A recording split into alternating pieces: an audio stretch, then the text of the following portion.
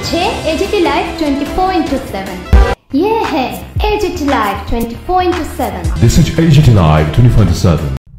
11 November মঙ্গলবার আমরা বাঙালি ধলাই জেলা কমিটির উদ্যোগে 7 দফা দাবি নিয়ে ধলাই জেলা শাসকের নিকট ডেপুটেশন প্রদান করা হয়।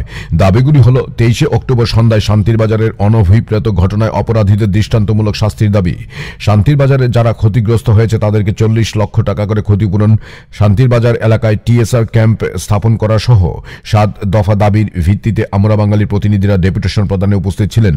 এদিন জেলা শাসক না থাকায় অতিরিক্ত জেলা শাসকের নিকট ডেপুটেশন প্রদান করে আমরা বাঙালি দলের প্রতিনিধিরা। এদিনের এই ডেপুটেশনে উপস্থিত ছিলেন আমরা বাঙালির রাজ্য কমিটির সচিব গৌরাঙ্গ রুদ্র পাল, জেলা সচিব প্রেমতোষ দেব সহ অন্যান্যরা। Report AGT live 24/7। যারা ক্ষতিগ্রস্ত হয়েছেন, আহত হয়েছেন, তাদেরকে সরকারি খরচে চিকিৎসার ব্যবস্থা সবাইকে কিন্তু করা হয়নি, 2-3 জনকে করা হয়েছে, আমরা নিজেও দেখে এসেছি, কিন্তু অনেকেই চিকিৎসার সুযোগ পাননি, তাদেরকে চিকিৎসার ব্যবস্থা করতে হবে। 3 নম্বর যেটা আমরা চাইছি, এই দুষ্কৃতকারীদের আক্রমণে যারা ক্ষতিগ্রস্ত হয়েছেন দোকানে থেকে শুরু করে অন্যরা, আমাদের কাছে যে তালিকা রয়েছে আমরা দেখেছি, আপনাদের কাছে খবর থাকতে পারে, এই তালিকা অনুযায়ী আমরা দেখেছি প্রায় কি বলবো 46 জন বিভিন্নভাবে দোকানদার ক্ষতিগ্রস্ত হয়েছে এবং আহত হয়েছে মারাত্মকভাবে 8 জন।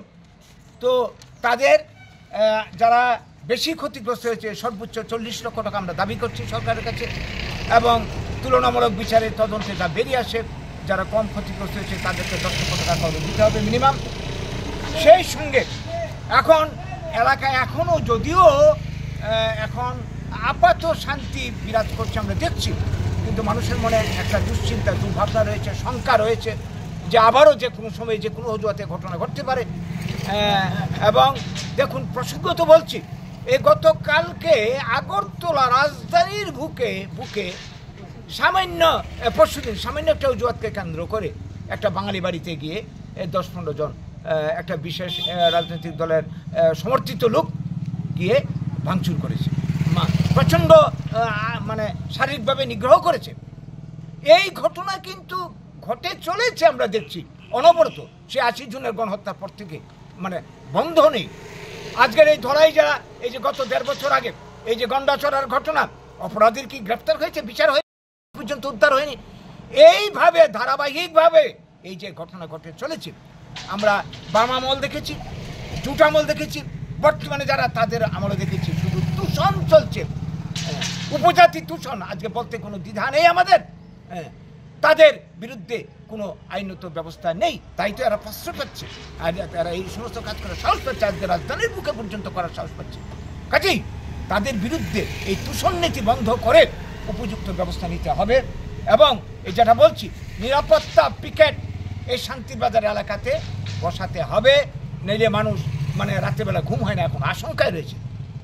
তো এই দাবি, সেই সঙ্গে মদ থেকে শুরু করে যত ধরনের ড্রাগ, আজকে এই মানে এই অশান্তি বা এই ধরনের উচ্ছৃঙ্খলতার পেছনে এইটাও একটা বড় কারণ। এইগুলির উৎপাদন এবং বিপণন বিক্রি বন্ধ করতে হবে শান্তির বাজার এলাকাতে, আমরা দাবি করছি। সেই সঙ্গে এই উপজাতিরা এরা উস্কানি পাচ্ছে এবং যারা বাঙালি অংশের মানুষ তারা হীনমন্যতায় ভুগছে, কাজে এই সমস্ত অপপ্রচার বন্ধ করতে হবে। আমরা চাই, আমরা বাঙালি আমরা যারা করি, যে যখনই আসুক, এটা অতীতকে যদি আমরা বাদ দিই, ইতিহাস বর্তমান বাস্তবতা হচ্ছে আমরা সবাই ত্রিপুরার মানুষ, আমরা সবাই ত্রিপুরার অধিবাসী, জাতি উপজাতি নির্বিশেষে আমাদের সবাইকে মিলেমিশে এখানে থাকতে হবে।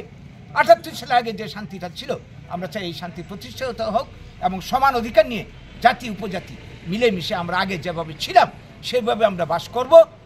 এইটা না করে ভোট করাবার স্বার্থে, ক্ষমতার স্বার্থে প্রত্যেকটা দল, সিপিএম, কংগ্রেস আজকে যারা শাসন করতে রয়েছে, তারা সেই উপজাতি দূষণ, উল্টাপাল্টা ইতিহাস বিকৃত কথাবার্তা বলে এই সমস্ত করছে। এগুলি বন্ধ হওয়া দরকার। ত্রিপুরাতে শান্তি প্রতিষ্ঠার প্রশ্নে সত্যিকারের ইতিহাসটা জানা দরকার মানুষের।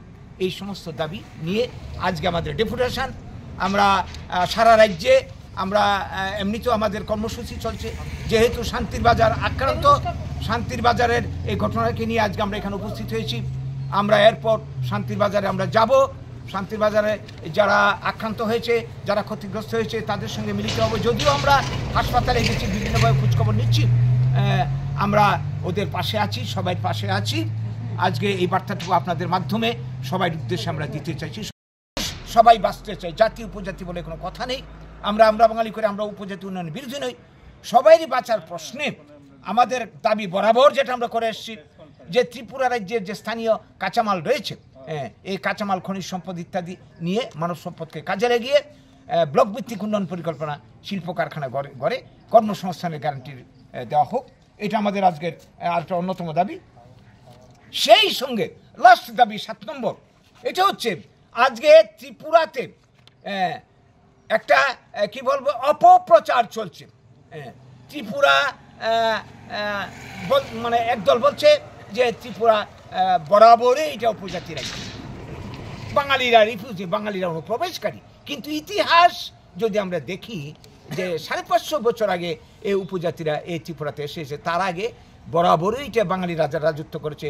এবং জনসংখ্যার বিন্যাস যদি আমরা দেখি তাহলে দেখব এই রাজ্যের বরাবরই ত্রিপুরা বাঙালিরা সংখ্যাগুরু।